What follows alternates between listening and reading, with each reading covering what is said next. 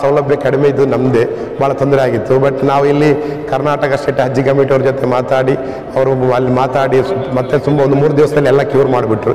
ಚೆನ್ನಾಗಾಯ್ತು ಅಲ್ಹಮ್ದುಲಿಲ್ಲಾह, ಎಲ್ಲ ಚೆನ್ನಾಗಾಯಿತು.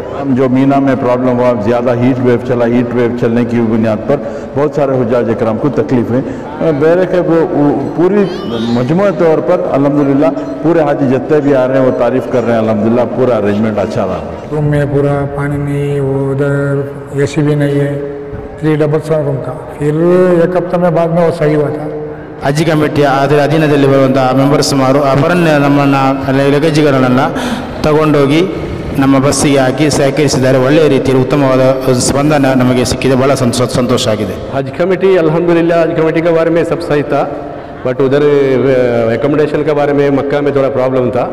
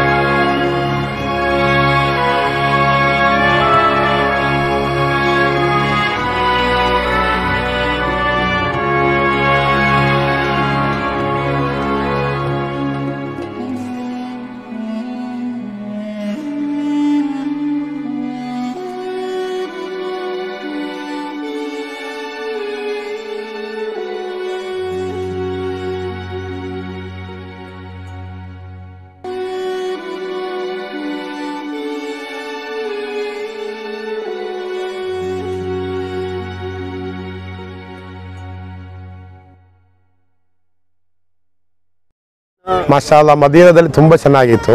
ಮಕ್ಕದಲ್ಲಿ ನಮ್ಮದು ನಿಮ್ಗೆ ಗೊತ್ತಿರ್ಬೋದು 377 ನಮ್ಮದು ಬಿಲ್ಡಿಂಗ್ ಇತ್ತು. ಫಸ್ಟ್ ತುಂಬ ಸ್ವಲ್ಪ ಪ್ರಾಬ್ಲಮ್ ಆಯಿತು.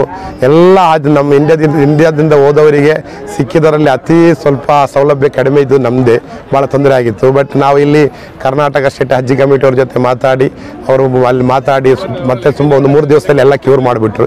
ಚೆನ್ನಾಗಾಯ್ತು ಅಲ್ಹಮ್ದುಲಿಲ್ಲಾಹ, ಎಲ್ಲ ಚೆನ್ನಾಗಾಯಿತು ಮಾಷಾಅಲ್ಲಾ. ಮಕ್ಕದಲ್ಲೂ ಮತ್ತೆ ಎಲ್ಲ ಕ್ಲಿಯರ್ ಮಾಡಿ ಕೊಟ್ಬಿಟ್ರು. ಮೀನಾದಲ್ಲಿ ಮಾಷಾಅಲ್ಲಾ ಪರವಾಗಿಲ್ಲ, ಸ್ವಲ್ಪ ಎಲ್ಲ ಅಂದರೆ ಎಲ್ಲರಿಗೂ ಆಗೋ ತೊಂದರೆನೇ, ಆದರೂ ಪರವಾಗಿಲ್ಲ ಮಾಷಾಅಲ್ಲಾ ಚೆನ್ನಾಗಿತ್ತು. ಎಲ್ಲ ಬಿಸಿಲು ಶಾಖ ಸ್ವಲ್ಪ ಜಾಸ್ತಿ ಇತ್ತು, ಬಿಟ್ಟರೆ ಬೇರೆ ಎಲ್ಲ ವ್ಯವಸ್ಥೆ ಚೆನ್ನಾಗಿತ್ತು ಮಾಷಾಅಲ್ಲಾ, ಪರವಾಗಿಲ್ಲ. ಇಲ್ಲಿ ಬಂದು ಅಷ್ಟೇ ನಾವು ಬರುವಾಗ ಏನೋ ಅಕ್ಸೆಪ್ಟ್ ಮಾಡಿರಲಿಲ್ಲ. ಇಲ್ಲಿ ಬಂದು ಕರ್ನಾಟಕ ಸ್ಟೇಟ್ ಹಜ್ ಕಮಿಟಿ ಅವರು ತುಂಬ ನಮಗೆ ವ್ಯವಸ್ಥೆ ಮಾಡಿಕೊಟ್ಟಿದ್ದಾರೆ ಅಲ್ಹಮ್ದುಲಿಲ್ಲಾಹ. ಎಲ್ಲ ರೀತಿಯಿಂದ ಸಹಕಾರ, ನಮ್ಮದು ಏನು ಮುಟ್ಲಿಕ್ಕೇನೂ ಬಿಡಲಿಲ್ಲ.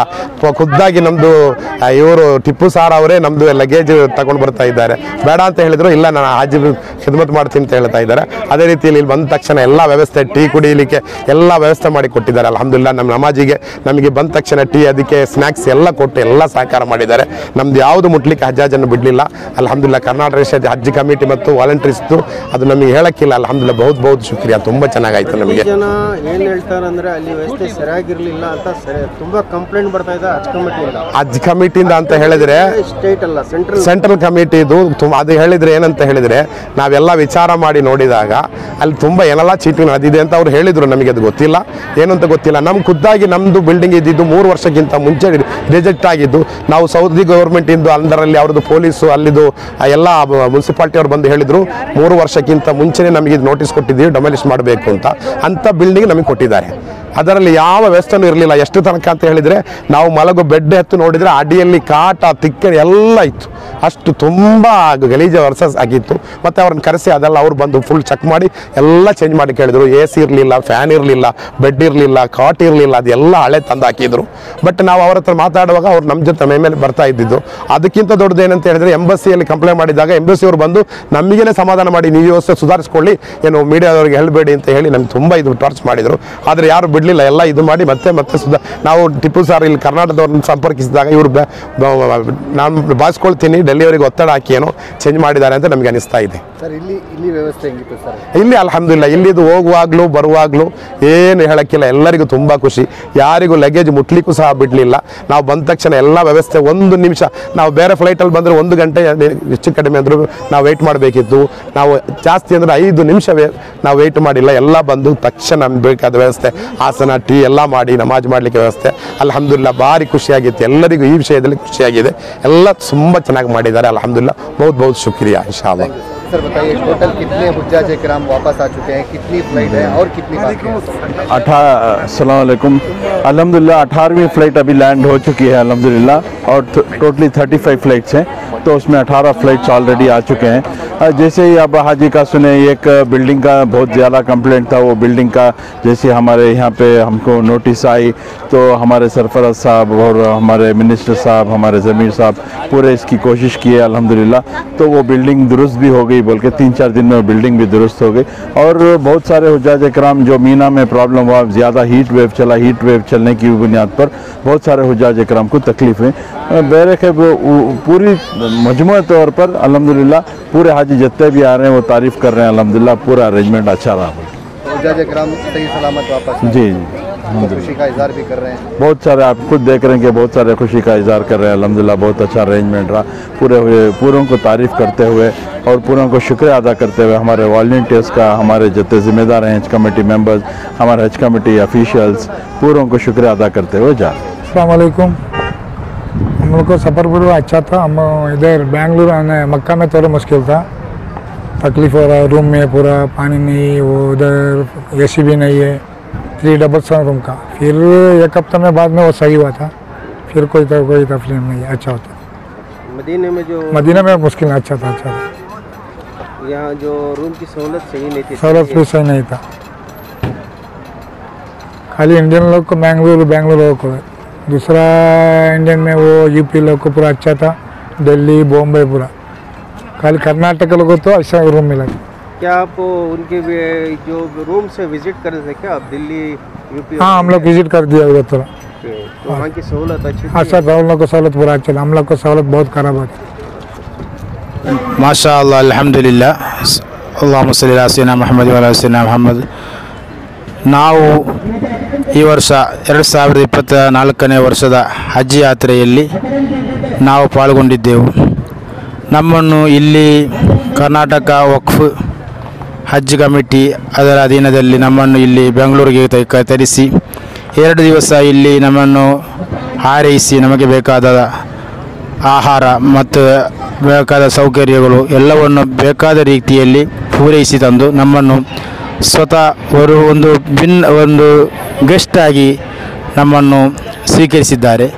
ನಮ್ಮನ್ನು ಅದೇ ರೀತಿ ಏರ್ಪೋರ್ಟಿಗೆ ಕಳಿಸಿ ಫ್ಲೈಟಲ್ಲಿ ಕೂರಿಸಿ ಅತಿ ಸುಂದರವಾಗಿ ನಮ್ಮನ್ನು ಮದೀನಕ್ಕೆ ಕಳಿಸಿ ಮದೀನದಲ್ಲಿ ಬೇಕಾದಂಥ ಒಳ್ಳೆಯ ರೂಮ್ ಸೌಕರ್ಯಗಳು ಮತ್ತು ಎಲ್ಲ ಸುಚಿತ ಸೌಕರ್ಯಗಳನ್ನು ಈ ಹಜ್ ಕಮಿಟಿ ಮೂಲಕ ನಮಗೆ ಅಲ್ಲಿ ಒದಗಿಸಿಕೊಟ್ಟಿದ್ದಾರೆ. ಅಲ್ಲಿಂದ ನಾವು ಮಕ್ಕಕ್ಕೆ ತಲುಪಿ ಅಜೀಜಿಯಲ್ಲಿ ರೂಮಲ್ಲಿ 30-35 ದಿವಸದವರೆಗೆ ನಾವು ತಂಗಿದ್ದೇವೆ. ಅಲ್ಲಿಯೂ ಎಲ್ಲ ಸೌಕರ್ಯಗಳು, ಎಲ್ಲ ಎಸ್ಟಿಮೇಟ್ಗಳು, ಎಲ್ಲ ವಿಧದ ಸೌಲಭ್ಯಗಳು ನಮಗೆ ಅಲ್ಲಿ ಸಿಕ್ಕಿ വളരെ ಸುಂದರವಾದ ರೀತಿಯಲ್ಲಿ ನಾವು ಅಲ್ಲಿ ನಮ್ಮ ಹಜ್ ಕರ್ಮಗಳನ್ನು ಮತ್ತು ಉಮ್ರಗಳನ್ನೆಲ್ಲ ನಾವು ಪೂರೈಸಿದ್ದೇವೆ.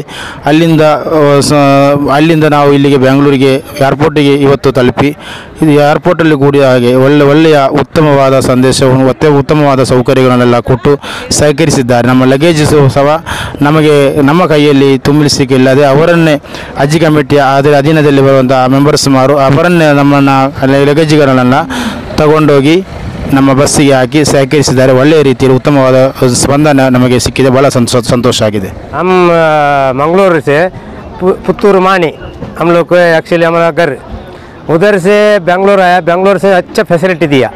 उसके बाद मदीना गया, मदीना में अच्छा फैसिलिटी दिया।